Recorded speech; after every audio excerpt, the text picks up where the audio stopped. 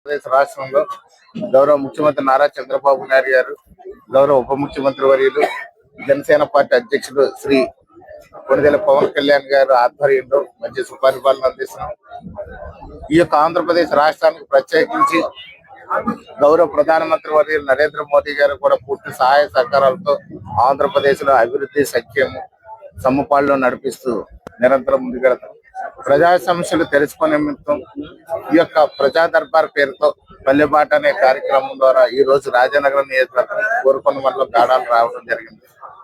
ఇక్కడ చాలా సమస్యలు కనిపిస్తున్నాయి. ముఖ్యంగా చూస్తే గత ప్రభుత్వ హయాంలో ఇక్కడ ఎలాంటి రోడ్లు నిర్మాణం కానీ లేదా డ్రైనేజీల నిర్మాణం కానీ చేపట్టలేదు. దానివల్ల ఇక్కడ రోడ్లు లేకపోవడం, అదే విధంగా చూస్తే డ్రైనేజీలు లేకపోవడం చాలా సమస్యగా ఉంది.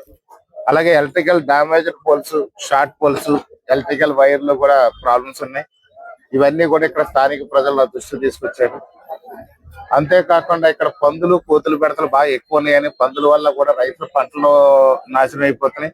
అదే విధంగా చూస్తే ప్రజల జీవనానికి కూడా కొన్ని ఇబ్బందులు పడుతున్నట్టుగా కూడా చాలా ఫిర్యాదులు వచ్చినాయి. డ్రైనేజీలు తక్షణంగా ఇప్పుడు 35 లక్షల రూపాయలతో మండలం గ్రాంట్ కానివ్వండి, పంచాయతీ గ్రాంట్ కానివ్వండి, 35 లక్షల రూపాయలతో వచ్చే వారమే పనులు ప్రారంభించి ఇక్కడ ముఖ్యమైన ప్రయారిటీ చేసి కొన్ని డ్రైనేజీలు అనేది నిర్మాణం చేస్తున్నాం. ఇప్పటికే ఆల్రెడీ ఇక్కడ గాడాల నుంచి పాలచల్ రోడ్ అనేది కూడా శాంక్షన్ చేసి 2 కోట్ల రూపాయల నిధులతో కూడా మనం పనులు ప్రారంభించడం జరిగింది. అలాగే ఇప్పుడు కొత్తగా దీనికి వచ్చి 6 కోట్ల రూపాయలతో గాడాల, మధురపూడి వయ వెంకటాపురం వరకు కూడా మనకి జగన్నాథపురం వరకు కూడా, అంటే మన గుమ్మలూరు అంటాము, ఆ గుమ్మలూరు వరకు కూడా 6.5 కోట్ల రూపాయల నిధులతో కూడా రోడ్డు శాంక్షన్ అయింది. ఒక 15 రోజుల్లోపు ఈ రోడ్డు పనులు కూడా ప్రారంభిస్తారు.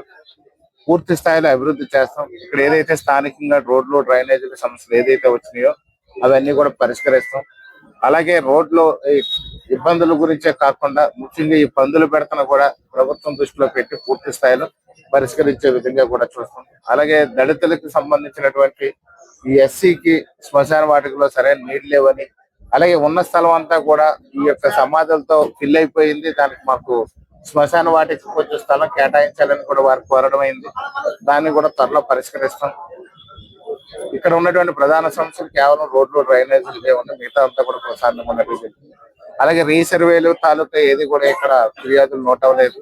ఎవరు కూడా అలాంటి కంప్లైంట్ కూడా రాలేదు. కాబట్టి మనం దాని గురించి కేవలం రోడ్లు, డ్రైనేజీలు అనేది పుష్కరాల నాటికి పనులన్నీ కూడా పూర్తి చేస్తాం. ఇక్కడ ఎలాంటి ఇబ్బందులు లేకుండా పుష్కరాల నాటికి రోడ్లు, డ్రైనేజీలు పూర్తి స్థాయిలో పరిష్కరిస్తామని సందర్భంగా తెలియజేస్తాం.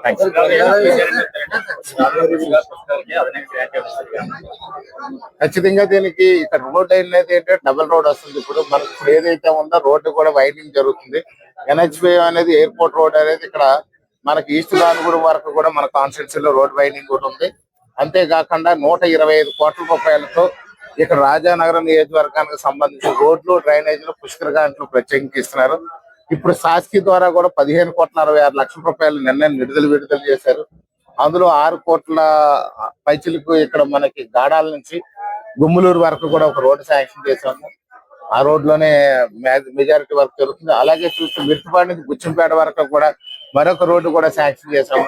ఇప్పుడు ఆ పనులన్నీ కూడా టెండర్ దశలో ఉన్నాయి. త్వరలో టెండర్ ఫైనలైజ్ అయిపోయిన తర్వాత పూర్తి స్థాయిలో వర్కులు చేపడతారు. ఇక్కడ నుంచి మొత్తం మనకి ఈస్ట్ గానుగూడెం వరకు కూడా మనం వైడింగ్ అనేది చేసి దీని రోడ్డు స్ట్రెంథనింగ్ చేస్తున్నాం అన్నమాట. Sorry west Ganugudem sir. West జరుగుతాయండి. సర్పంచ్ ఎలక్షన్లు జరుగుతాయి. పండుగ వెళ్ళిన తర్వాత నోటిఫికేషన్ వస్తుందని చెప్పి భావిస్తున్నాం. త్వరలో ఈ కేబినెట్ లో రేపు 24వ తేదీన కేబినెట్ ఉంది. దాంట్లో కొన్ని నిర్ణయాలు తీసుకుంటున్నారు. అందులో ఉండొచ్చు, లేదా నెక్స్ట్ కేబినెట్ లో అయినా నిర్ణయాలు ఉంటాయి. ఖచ్చితంగా సర్పంచ్ ఎలక్షన్ జరుగుతుంది. ఇక్కడ కూడా ఖచ్చితంగా ఎలక్షన్ జరిగే విధంగానే చర్యలు తీసుకున్నాం. ఇప్పటి వరకు వాళ్ళు రకరకాలుగా కోర్టులో వేసి పెండింగ్ పెట్టిన విషయం మీ అందరికీ తెలుసు. ప్రస్తుతం ఒక హౌసింగ్ బోర్డు తప్ప మిగతా అన్ని కూడా పంచాయతీ స్థాయిల్లోనే ఎలక్షన్ జరిపించాలని చెప్పేసి సంబంధిత మున్సిపల్ MDU మినిస్టర్ గారికి కూడా తెలియజేశాం. వారు కూడా దానికి అంగీకరించారు. అలాగే పంచాయతీరాజ్ కమిషనర్ గారిని కూడా కోరాము.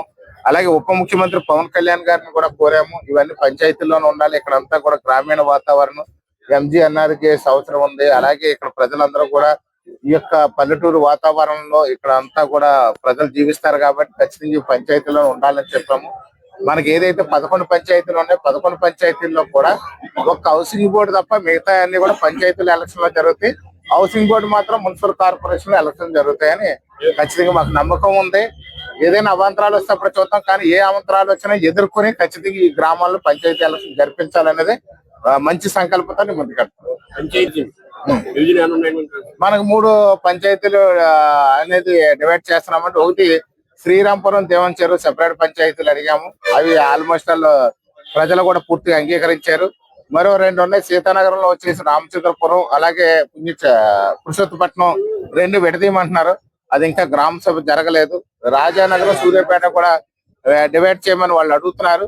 కానీ ఆ గ్రామ సభ తీర్మానంలో మళ్ళీ కలిసే ఉండాలని చెప్పి అక్కడ అందరూ స్థానిక ప్రజలందరూ కూడా మాట్లాడుతున్నారు.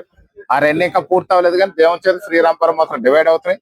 నేను ప్రాసెస్ లో పెట్టింది మాత్రం కేవలం 3 పంచాయతీలు మాత్రం డివైడ్ చేయాలని పెట్టాను. సూర్యాపేట రాజానగరం ఒకటి, అలాగే దేవంచెరు శ్రీరాంపురం ఒకటి, పురుషోత్తపట్నం రామచంద్రపురం ఒకటి 3 అడిగాను. ఒకటేమో తీర్మానం ఫైనలైజ్ అయిపోయింది, మిగతా 2 తీర్మానం ప్రాసెస్ లో ఉన్నాయి. కాబట్టి అది అయిన తర్వాత మిగతాది కూడా